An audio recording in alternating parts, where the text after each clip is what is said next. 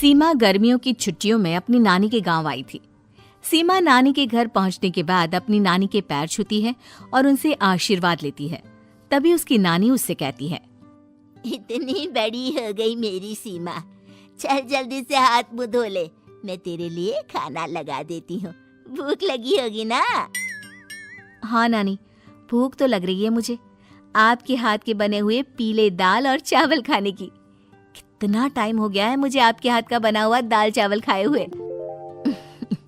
तू तो नौकरी में व्यस्त थी, तो तुझे कहाँ से टाइम मिलेगा अपनी नानी के लिए? और जब इतने टाइम बाद आई है तो ज्यादा टाइम के लिए रुक कर जाएगी तू। हाँ नानी, इस बार पूरे 2 महीने के लिए आई हूँ। सीमा की नानी अंदर जाकर उसके लिए खाना बनाने लगती है। सीमा कमरे में अकेली होती है। नानी खाना लेकर आ जाती है। वो अपनी नानी से कहती है, नानी, कोई औरत रो रही है क्या?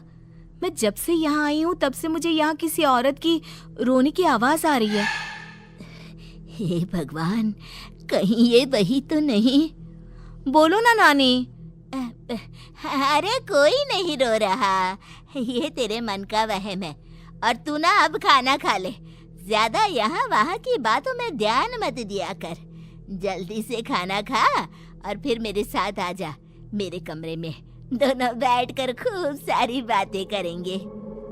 ऐसे ही अगले दिन सीमा अपनी नानी के साथ गांव के बाजार जा रही होती है। उसी रास्ते में फिर से किसी औरत के रोने की आवाज आती है। वो अपनी नानी से कहती है, अरे नानी, क्या सच में तुम्हें अभी भी किसी औरत की रोने की आवाज नहीं सुनाई दे रही? मुझे किसी औरत की बहुत बुरी तरीके से रोने और चीखने की आवाजें आ रही है। मैं बहुत परेशान हूँ नानी, आखिर ये कौन है? मुझे लगता है कि सीमा को शहर भेज देना चाहिए, यहाँ रहना उसके लिए ठीक नहीं। नानी बोलो ना, आप चुप क्यों हो जाते हो? सीमा, तू घर चल, मुझे तुझसे बहुत जरूरी बात करनी है। नानी सीमा को घर ले आती है और सीमा से कहती है, सीमा, कल सुबह तू शहर वापस चली जाएगी। अरे अचानक? आखिर क्या बात है नानी, आप मुझे ऐसे जाने को क्यों कह रही हो? मैं बस जो कह रही हूँ उस पर ध्यान दे। तू कल सुबह यहाँ से चली जाएगी, और ये बात मैं कोई मजाक में नहीं बोल रही। तू कल जाएगी तो मतलब जाएगी। अरे नानी, चली जाऊंगी मैं, ठीक है, पर आखिर बात क्या है ये तो बता दो। मम्मी से कोई बात हुई है या फिर मुझसे कोई गलती हुई है जो तुम मुझे अचानक से जाने के लिए बोल रही हो? देख सीमा, रात बहुत हो चुकी है और मुझे इस बारे में कोई बात नहीं करनी। चल, अब चल के मेरे साथ सो जा। सुबह की बस पकड़कर तुझे शहर भी तो जाना। उसे सपने में भी एक अजीब सी औरत की परछाई दिखाई देती है, जो इतना चीख चीख कर रो रही होती है कि सीमा डरकर उठ जाती है। वो पूरे पसीने पसीने हो रही होती है। वो अपने आसपास देखती है तो घर में बिल्कुल शांति का माहौल होता है। सीमा घबरा जाती है। वो अपनी नानी को जगाने की कोशिश करती है, मगर उसकी नानी नहीं जगती। सीमा को फिर से उस औरत की रोने की आवाज सुनाई देती है। आखिरकार सीमा अपने आप को रोक नहीं पाती और वो घर का दरवाजा खोलकर बाहर निकलती है। आखिर ये माजरा क्या है? आज तो मैं पता करके रहूंगी। अब आवाज का पीछा करते हुए सीमा आधी रात को गांव के चौपाल के पास बने कुएं के पास पहुंच जाती है, जहां कुएं की चारों ओर बेड़ियां लगी होती हैं। उन बेड़ियों में लगे हुए ताले के साथ एक लाल रंग का कपड़ा और माता रानी का कलावा बंधा होता है।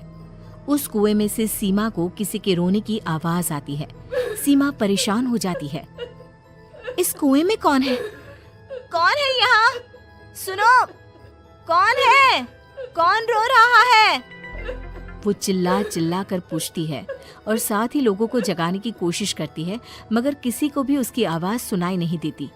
अब सीमा खुद उस कुएं के पास की बेड़ियों और तालों को खोलने की कोशिश करती है और किसी तरह कुछ देर की मशक्कत के बाद सीमा उसको खोल भी देती है। और जैसे ही वो कुआं खोलकर उसके अंदर झांकती है, सीमा उस कुएं में गिर जाती है। इतने में उसकी नानी की नींद भी खुल जाती है और सीमा को पास ना देखकर नानी परेशान हो जाती है।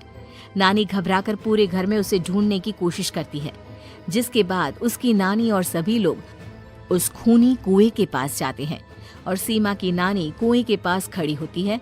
सभी गांव वालों और सीमा की नानी को सीमा के चिल्लाने की आवाज आती है। बचाओ, कोई मुझे बचाओ। मेरी बच्ची, हम आ गए, हम तुझे बचा लेंगे। नानी, मुझे यहाँ बहुत डर लग रहा है।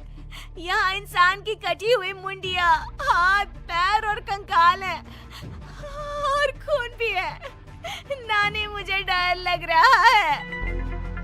आप सब मेरी मदद कीजिए, नहीं तो ये खूनी कुआं मेरी बच्ची को भी खा जाएगा।